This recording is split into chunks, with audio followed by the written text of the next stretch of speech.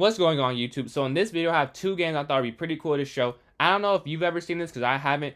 Two played with the exact same accuracy, 85.2, 85.2, outside of Grandmaster when they're both at 99. Just regular folk getting the same accuracy. And then this other game had a 92.7% accuracy. I want to show that as I think I played pretty well. Both on the shortest, well, this one's on the shorter side for sure, but the first one I don't exactly remember. I'm pretty sure it's on the longer side though, but let's get into it. And before we get into it, keep forgetting, make sure you subscribe, that you like, that you engage in my account with any means. I'm a small creator, and every interaction means a lot to me. Oh, this one is a longer one, I remember. But I go d4, they go d5, bishop f4, knight to f6, and pawn to e3. This is a London system, my favorite opening. I think that it's very solid. I know that it's a beginner opening. It has gotten me higher up in the rating charts. I'm 1820 UFCF and 1900-ish Blitz online, or 1950-ish right now. But they go e6, I go bishop to d3, pawn to c5, and pawn here to c3. This is kind of boring. This is very, very normal. We trade on d4, drop back, and now is where we start to think. After knight to f3, both of us are finished kingside development. I can castle, they can castle themselves, and let's see what happens. They go knight c6, knight b to d2 by me, a6, and here, because of a6, I go a4, which is something I've learned recently, or not recently, I guess in the last few months I've been learning and been playing, and I do, most of the time it is the right move. To stop this b5 pawn from rolling down the board, you go there. They go bishop here to d7, I castle, they castle, and I go rook here to e1. Rook here to e1, I want to stop any e5 push down the line, because they could go rook e8, even rook e8 they couldn't go there immediately, but maybe they reorient the bishop, drop the knight back, and then it's possible, oh, not there, I mean from there to there. No, there. Okay. The point I'm trying to make is they could reorient position to maybe push e5, but I want to control this square as much as possible. Maybe put a knight there and a knight f3. Now, I don't believe I do that this game, but that is in general what I may try and do sometimes.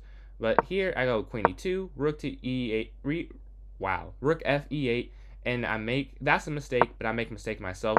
I was just looking at it. Why didn't I go? I usually do this. I don't know why I didn't do this move right here. I don't know, but I didn't. For that reason, I went knight b3. Maybe it's because my confidence was shaking a bit, honestly. Oh, no. I remember now. My plan was not to go there because I was looking at knight here, and I thought this would be a good little move as going here because it may induce there, and I get a free pawn, which is what happens. They go. Unfortunately, as you know. Oh, you don't know. I don't win this game. This is a draw. I must mess up somewhere. But they go knight here to e4. I drop my bishop back. It's a miss. I trade bishops, I trade knights, and I go back here. So I'm still plus 1.4. I wonder where the mistake happens. They go queen here to c6. I go queen here to b3, and knight to d6. Now at knight to d6, I'm looking. I love my position. I'm up this extra pawn here on the a file. There is some pressure on it, but it's double protected by this rook and queen as it's attacked from the black rook and the black queen. They can go e5 because this pawn and this rook is anchoring it. So here, take. Or no, they can't go there yet. No. They can go there eventually. Oh, this may be, where I mess up. Because I allow them to now push e5. This isn't an accuracy, but I think it does create a bit more complications for me. Because in this position, there is no anything. There's no initiative for them. Oh, and I should also explain why I went queen b4. I wanted to trade this pawn off and go a4. And I think I do that in the game. I take, they take, I go a4. This move I was so excited for is a mistake. I think I understand why, though. Because now, if I were to go just knight f3, I would just put this on the board. Knight f3, this is just a better position. I understand why. I'm putting pressure on this. If they push forward, so say they go here, I have knight d4. This is never going to run forward. This is blockaded. And then I can look at a4 at some point, or a5 at some point, I mean. Yeah, the computer even agrees. The idea was right, but I horribly mistimed going a5. I go there way too early. We trade. And now when they push, I don't have knight d4 because my knight is not here on f3. Although I am still winning, so the loss is not on that. I go knight f1, knight to f5, and knight here to e3, and now it's just a complete draw. I should have kept the knights on the board.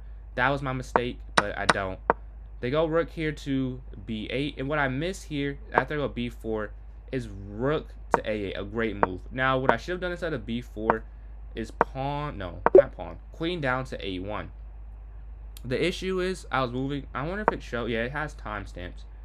So the timestamps between moves. So I take the knight at 2:35, and I go b4 almost immediately. I didn't take any time there to think, and I should have.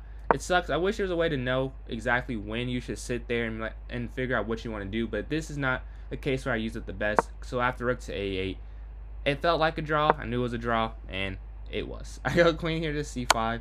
They give a check first, and they're, oh no, they don't take the queen. Yeah, and I go b5 when I should have went c4. That's kind of hard to see though, because if the move is c4, what if they take f3? Oh, because they can't take there. What if, yeah, I messed up. I just messed up. It's so many different ways I could have won this game. So many different chances they gave me, but I didn't take any of them. So I went b5. Maybe you can see what I was thinking though. I was trying to just promote the pawn.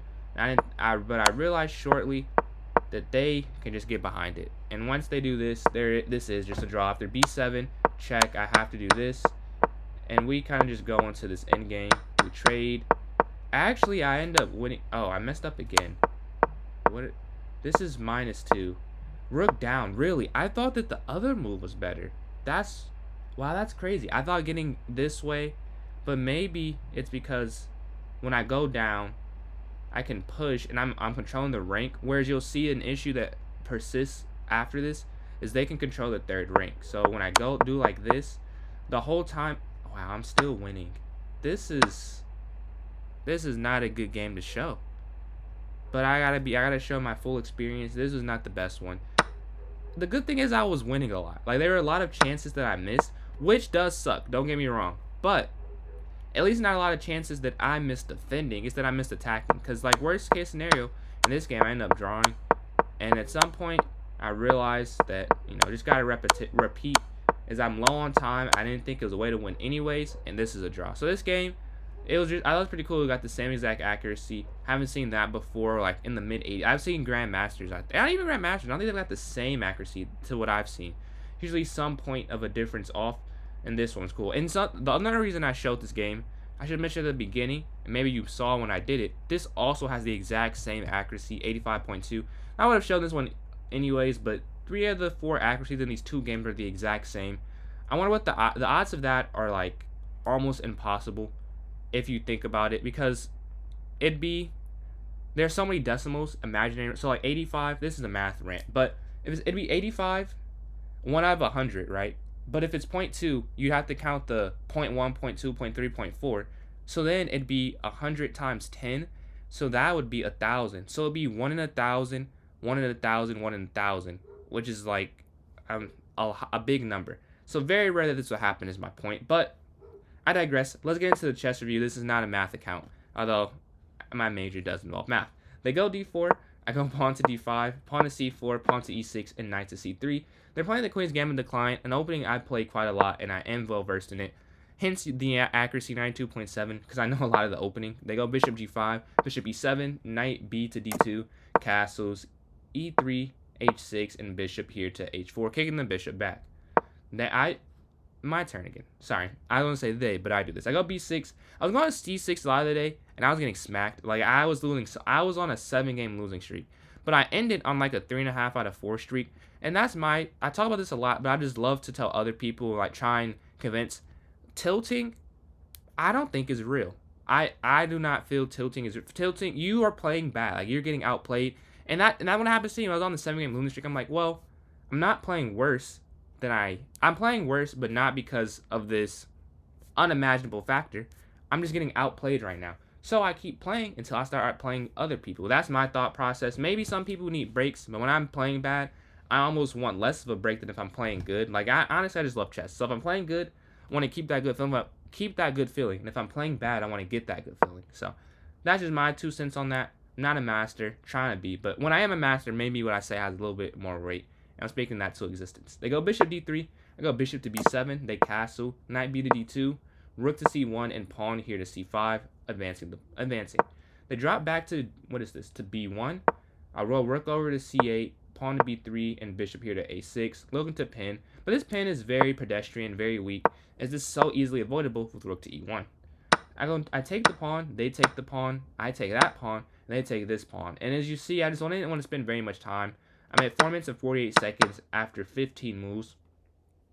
I'll say if I were to do it again, I probably would not take the second pawn. Now, I would take the first pawn. But taking it again was just me moving way too quick, I'll say. It was the third best move, luckily, but I just feel like it was better options. But here I go knight to d5. They don't trade the bishop, which I was a little confused by. I thought they should have traded it. I didn't see queen here, honestly. I didn't see them pinning themselves. But this did make sense to me, taking the bishop. They don't do so. But you see they have 3 straight mistakes, which is sort of the end of the game. I go knight 7 to f6, and it's knight 7 because they're on the same file. They're on different files, you will state the file, but when on the file, you will state the rank. They go knight here to, what is this, to e5, and then bishop here to b4. And at this point, the game, I don't want to say it's over, because I could still have messed up, but it's kind of hard to mess up. I have a way better position. They play rook e2. They should have went rook to e1, however. Let's see, rook e1, where would I have went? I don't know where I would have went. I'm going to here's knight c3. Yeah, I still would have went there, because that's where I go in this position, I'm pretty sure. Yeah, I go knight c3, which is not even the best move. That's how good of a position. Getting a fork's not even the best move. I go there, and go from minus 2.7 to 2.3. Then move the queen. I take that. Again, not even the best move. It's not even the best move. But I go for the material. Actually, I want to deep dive into that a little bit, because if I were to have gone, let's see, the best move, and let's show moves. Take, and wow, that would have been up 2, no, not 2 minor pieces. I would have been up a bishop for a pawn. I don't know. I kind of prefer the way I did it. I understand that the computer saying it's better, but this is definitely easier for me to win, because I take the pawn in the center as well. Wait, did I do that in that line? Let me double check. I don't think I did do that in that line. Hold on. Best. Show moves. Do I take this? That is not best. And then show moves. Okay. I don't think I take this pawn in this line. Yeah, we're not saying I take it. Okay. I didn't think we were, but that is, I prefer how I did it personally. Although not computer guaranteed. But I take with the queen. They go rook over. I take this. And the reason they can't take the queen is if they were to take the queen, bishop captures. They could do rook captures, or they can't do rook captures because of mate. So they would lose another minor piece, which is why they don't do it that way. So they take that. I offer a queen trade. I go rook over. And this is because I want to trade it off. Now, in general, a queen for 2 rooks is fine. But they're already down in exchange. So imagine if this is a queen and a bishop instead. No, a rook and a bishop instead of 2 rooks, because they already lost in exchange. So in that exchange, I got a queen and rook, if you count it all together, for 2 rooks and a bishop, which is fine, because they have a rook and a bishop from my remaining queen, as you'll see on the board. They go pawn here to h3. I drop back. I can't go here check because the rook would take my queen, so I just go here, move out the way. They go bishop here to d3. Luckily for me, I have queen c1 check, not the best move. Knight here would have been fine as well. If you see knight here, and I could go there, or no. Bishop d3. Oh, no, that's wrong. No, sorry. It's here. And it stopped, and I take the bishop. Yeah. Little miscalculation, but that's not how I played in the game, luckily. They go king here to h2. I take the bishop, and as you can imagine, I am able to convert eventually. It does take a little bit, but after knight to e4, I saw the plan into how to do it. Now they have to trade the bishop, and because I have to trade the bishop, I can get in on their dark squares. I'm the only piece that can control dark squares at a very large scale. The knight can switch color complexes, as you know, but because right now it's attacking dark squares, if you can see, like only dark squares, but not this close to the rook. The queen's the only piece on the board that can do so. The king goes back, and I go pawn here to b5, and they resign. Is this knight here it's a remove the defender tactic. They have to move, or they will lose their rook. Wait, yeah, they'll lose their, if they don't move, they lose the knight. But if they move, they lose their rook. So it's kind of like a, what do you want to do? They're both bad. Well, thank you for watching. I hope you could enjoy these recaps. Hope they were fun for you as they were for me. The math little rant, if you made it this far, I'm going to actually look this up. So it'd be 1,000 to the 3rd power, which is, no, 1,000. So it'd be 1, so there's 1, 2, so 10, 100, 1,000, 10,000, 100,000, 1,000,000, 10 million, 100 million. That's like a 1 in 1 billion chance that happens. 3 straight accuracies. And my math here is 100 times 10 100 times 10, because there's 1 out of 100. Like, you're not going to get accuracy of a 1, but I don't know what the limit is, so we're just going to say in the scale of the accuracies, you can get 1 out of 100, right? So, and because it's 85.2, it'd be 0.1, 0.2, 0.3, 0.4, 0.5, 0.6, 0.7, 0.8, 0.9, and then 0.0, because 0.0 is possible. So that's 10. So we do the 100 times the 10 different accuracies. There are 1,000 possible combinations of each so 1.1, 1.2, 2.7, 3.8. All of those is 1,000 combinations, and there are 3 accuracy with the exact same thing. So that's why I do 1,000, which is to the 3rd power, times 1,000 times 1,000, which is the 1 billion. So that has a 1 in 1 billion chance of happening. Generally, because obviously someone's really not going to get below and a 0.1% accuracy. It is possible, but I just almost improbable. But because I don't have like a table of how low it can go, I'm just going off like like basic numeric norms. I don't know chess.com's rating scale. But yeah, I thought that was pretty cool. So it was like a 1 in 1 billion chance of this happening. That'll be the title. 1 in 1 billion chance. Yeah, that's what I'm going to do. And you're going to have to watch to the end to get that. I don't know how I'm going to explain that because I'll have to like edit that. Whatever. But that is 1 in 1 billion chance. But thank you for watching. That was pretty cool and have a good one.